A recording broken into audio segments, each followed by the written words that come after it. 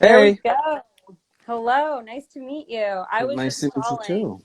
with so much random stuff about you and all of your accomplishments.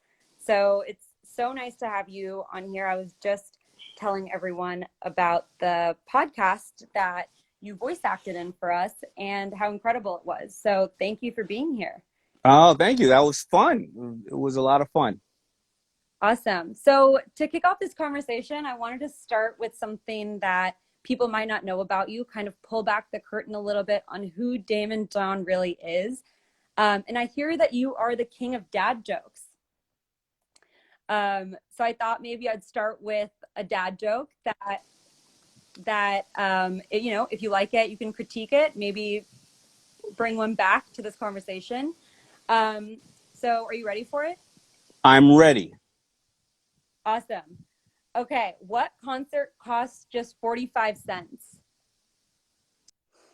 It's 50 Cent Sorry, I have to featuring keep Nickelback. clicking that.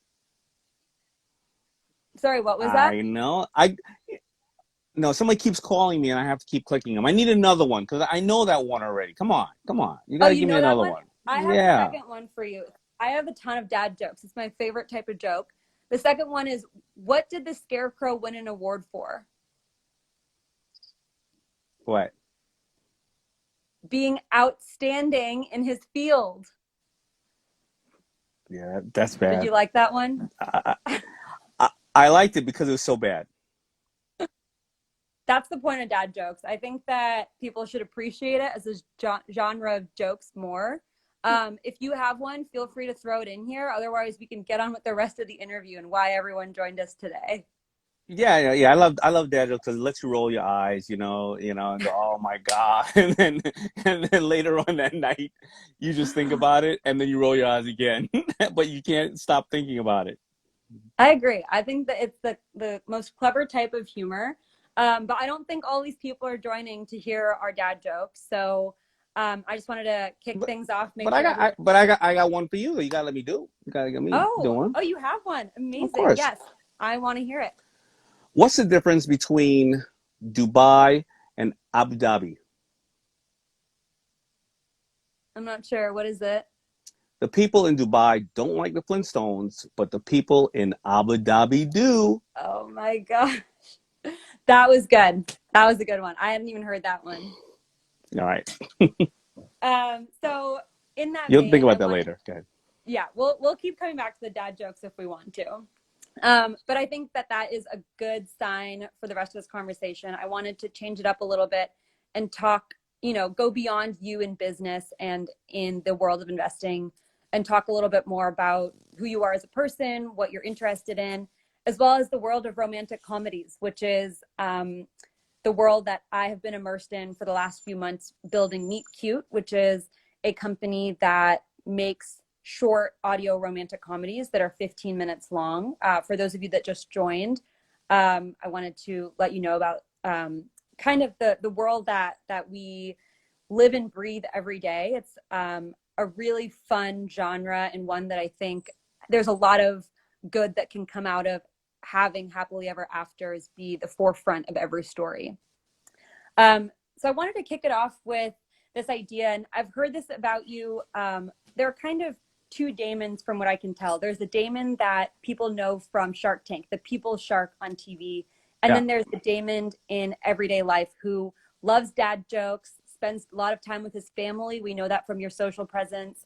And you're balancing so many different interests.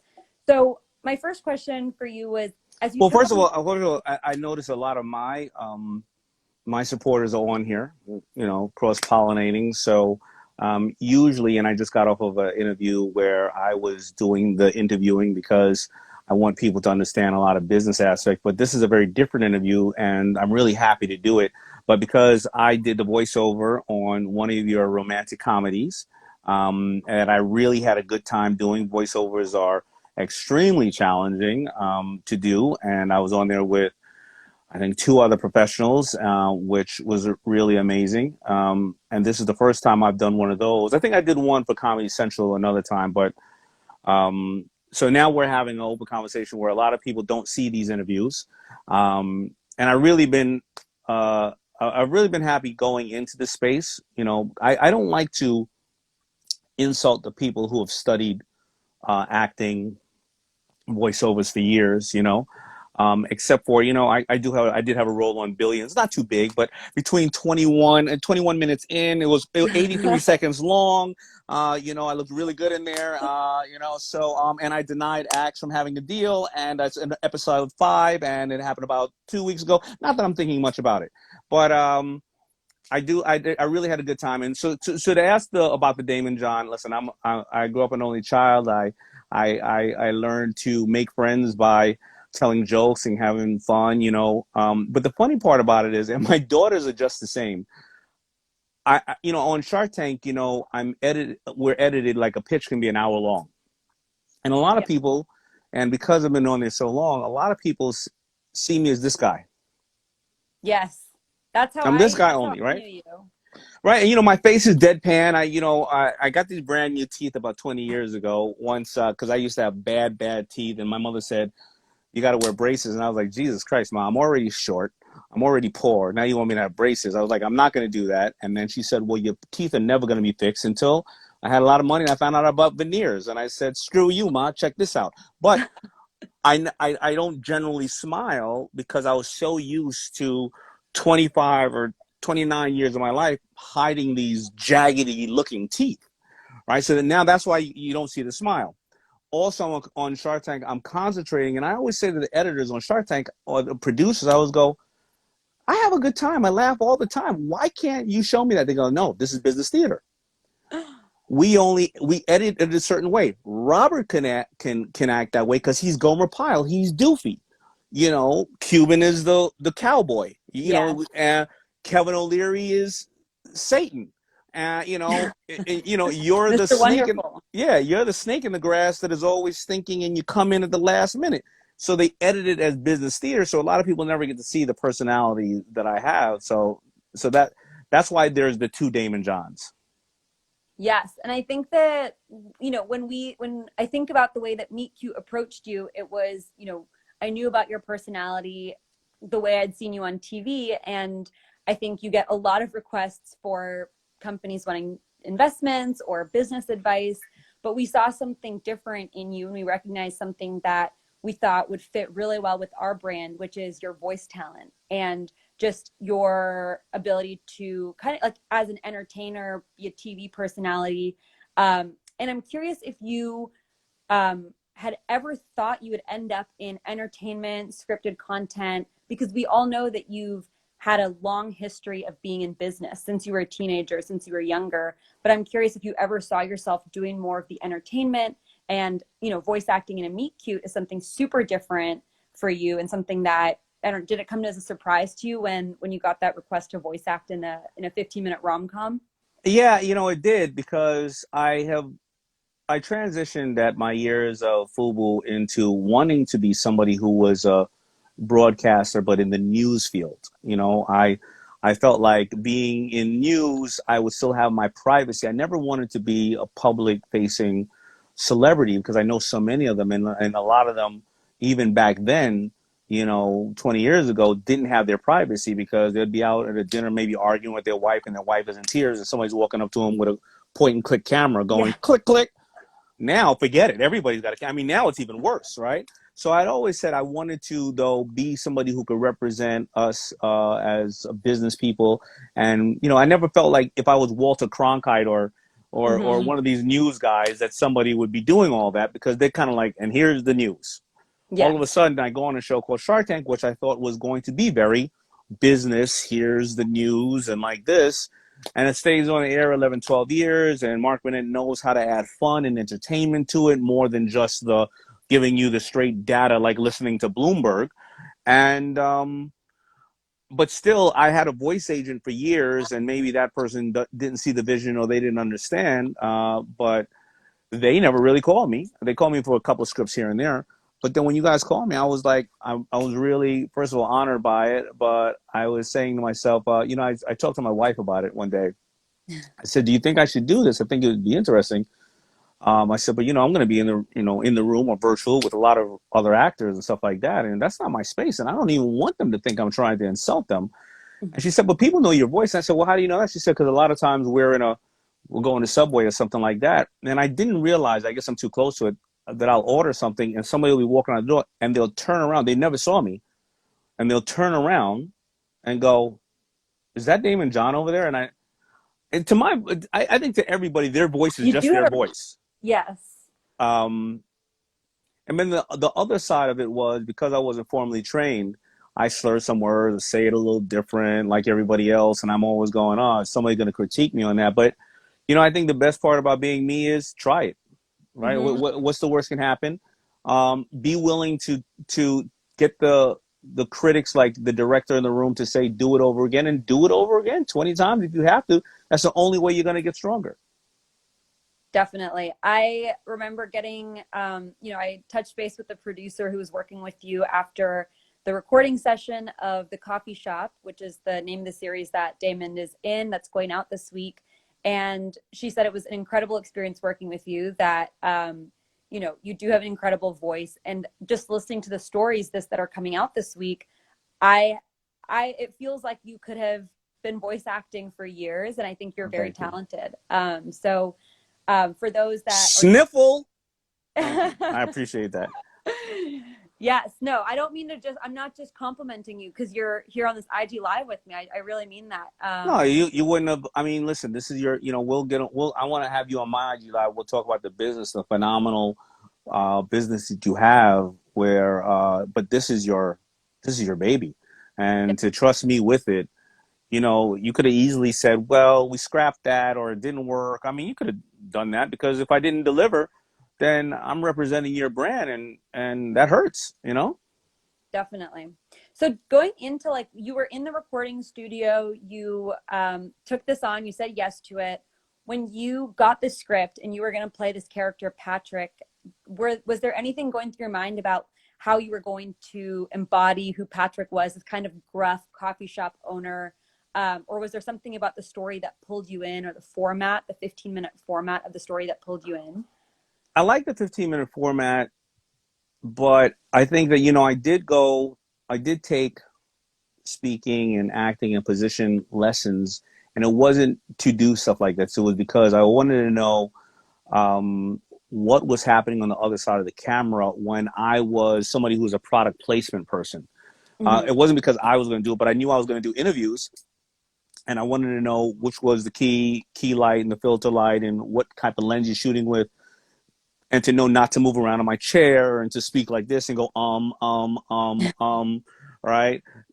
So I knew enough to know that. But whenever in that class, whenever they said, I had a hard time really not being myself in the class, but they said, but you like to imitate your friends, so imitate somebody that is in that position. So I do know coffee shop owners or small business people, people who are a little recluse, and I knew who I was imitating of who I know, Mm-hmm. to be that person, and I found that is what helped me. But then you walk into the room like that, and a director may have just a whole different idea for the positioning, and you got to be open and ready to hear what that person said, because that's why that person was trusted with the job of directing.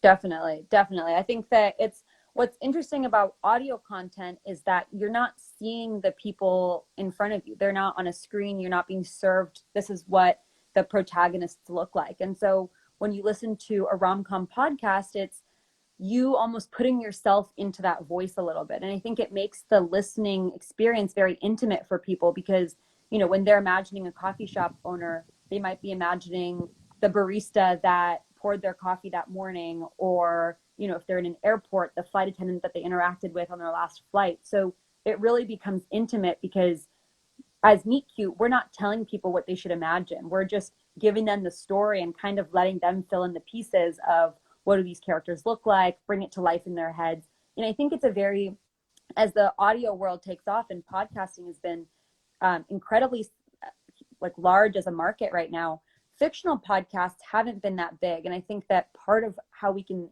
improve those numbers for fictional podcasts is make these stories super compelling and let people connect to them emotionally, let them connect to the characters emotionally. Yeah, no, I totally agree. And I think that, sometimes people need just an escape, They need that escape. They need that reminder on how it was or how it will be. You know what I mean? At a special time in their life, or if that special time comes up, they need to make fun of things and kind of be a little lighthearted, especially when things are so heavy these days. So absolutely, it's definitely a great escape. Definitely. I like what you said about, keeping things a little bit lighthearted and also giving people an escape. Something that I love about meet cutes and romantic comedies is this idea that they're always about human connection and these small moments between people that actually mean a lot in our life. And I was thinking about your role as like the people's shark. You always made it your number one priority, or it seemed to be your MO on the show, to connect with people personally. So I was wondering if there is a meet cute moment in your own life that you might be willing to share with everyone, or something that, a moment that you value a lot that could have been a connection that, either changed the trajectory of your life or meant something to you that you might be willing to share with everybody. Yeah, listen, I was working at Red Lobster. I was a waiter. I was in the best shape of my life, so I was sleeping with all the waitresses in Red Lobster. It was really a really great time. And this one waitress comes in and new, and she was there, and we were having to clean each other's sections, or clean the sections that night, everybody leaving. And she there was a little section you had to like really get in there to do, and we were and I said, listen, this is my section. If I move the table, um can you get in there and just clean that area for me? Because she already had the rag, and she turned around and looked at me, and she said, well, then what are you going to do for me? And then she turned around and she bent over and cleaned that section, and she had the sweetest ass I've ever seen in my life. And I married her. Wow, that is definitely a meet cute moment. That is very cute. And now you So, have, so you have three kids. I know you spend a lot of time with your kids. You're definitely someone who values your family, and kind of balancing the entire business investing side with some of these more creative projects like Billions and Meet Cute and Family. yeah, I was on Billions, 21 and a half minutes in, 83 seconds. Yeah. Everyone go check out that Billions episode, but also listen to the Meet Cute series that Of Damon. course, I'm just joking about it. Yes, we definitely want to see the Meet Cute. We want to listen to the Meet Cute, thing that we did. It was absolutely amazing. So I Definitely. interrupted you. I'm sorry. I was. Oh no, I was just gonna ask you how you balance all of that, and how you know, I'm sure that there are things that you switch on and switch off when you're on camera and off camera, and kind of talking about in this vein of like pulling the curtain back, understanding who you are, in your everyday day-to-day life. I was wondering, like, if you could talk a little bit about balancing those things and the relationships in your life that are the most significant. Well, balancing those things comes with, creating a schedule for everything in my life, as much as I can. Mhm. Um, and and creating a schedule for everything in my life. The things that are most important in my life are my family, of course. My all my girls. I have three girls. I'm on my second marriage. My wife now is just like, she's an amazing person, and I'm surrounded by all women. And then I have my mother. Um, then there's my health, and then there's my company, and then also I think my public responsibility to people that maybe depend on me and for some level of inspiration. But every once in a while, I gotta pull the curtain back on myself and look and say, am I living what I'm telling everybody, and how can I take it to the next level? Because like a lot of people right now listening to us, they've heard many things that I've said in various different ways. So how can I improve that? Because you can get, when you're in media, you can get used to kind of being a parrot because you're on different outlets and saying the same thing you said on CNBC as on MSNBC, on Fox, and whatever the case is. But if people follow you constantly, they want to hear something different or a little bit more, or you don't have enough knowledge. So I balance all those things, and like everybody else right now, I'm a little confused, a little concerned, a little excited about where we're going right now. And I just got to find ways to to make it deliverable to other people, to add value to other people's lives after I find the value that it adds to my life, so I can say, okay, I got it, and here's how I can share it with you. Definitely. Yeah, I think that that is super important, which is you take all the experiences that you have, be it being on Shark Tank, founding a company like FUBU, spending time with your family and turn it into something positive for other people. And I think that a lot of the things that you've already accomplished speak to that. And it was super inspiring to see you take on Meet Cute with the same energy that you've put into all of those other opportunities and experiences you've had. And it was something that meant a lot to all of us at the company.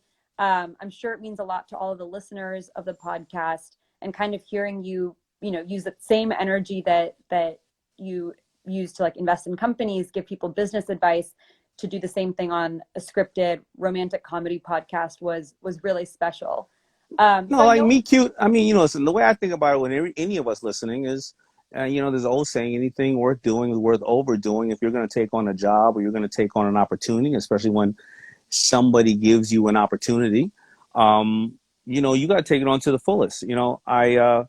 To even elaborate on there, I think it was a 6-hour round trip to get to that studio because we were under quarantine, and I was out in Miami in my apartment. And I just felt like the audio wasn't set up for the audio. I don't think the audio would have been crisp enough.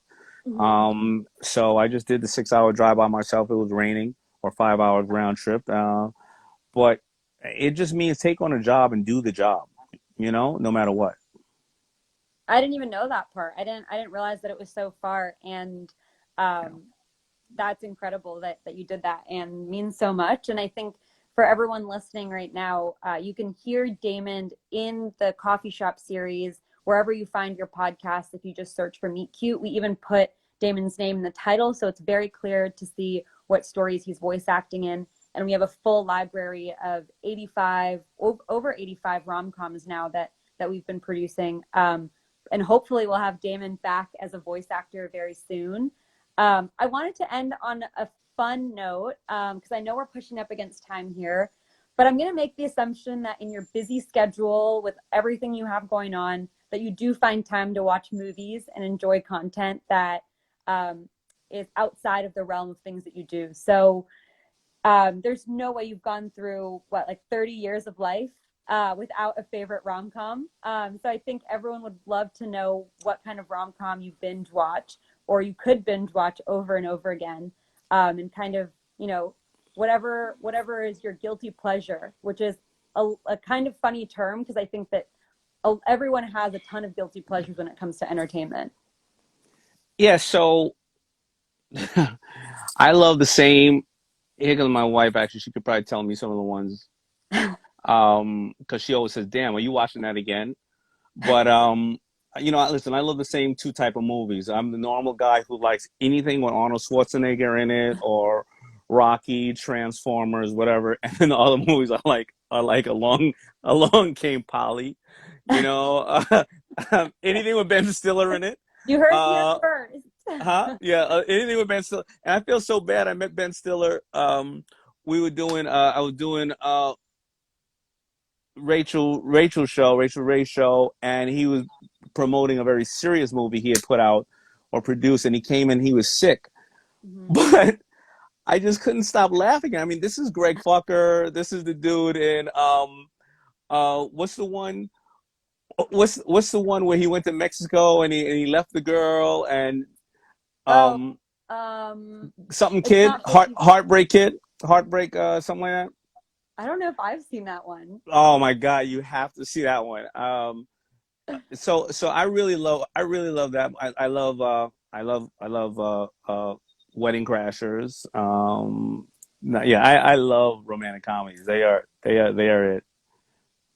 I completely feel you. I think right now more than ever we need some good rom-coms to, kind of sink into something. I call them mac and cheese for your brain. Like, you don't have to think about it. It's just story, it's going to be a good ending, and it's nice to know that you love rom-coms too. What's the dude who was in Along Came Polly, who had that one role, kind of like I had in Billions, 21 and a half seconds in, that one guy who was in Along Came Polly, what was his name?